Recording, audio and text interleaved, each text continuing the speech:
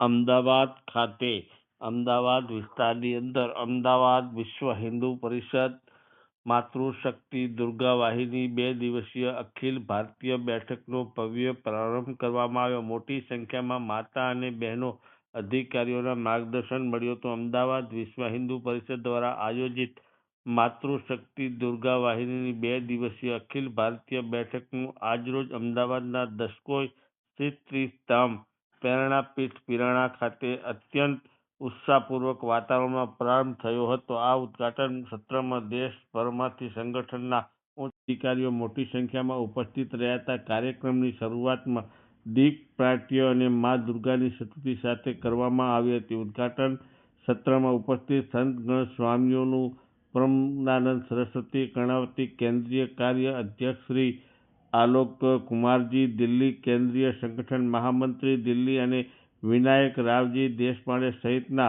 અનેક મહાનુભાવોની ઉપસ્થિતિની અંદર ભવ્ય કાર્યક્રમ યોજાયો હતો। મોટી સંખ્યામાં બહેનો ઉપસ્થિત રહી હતી।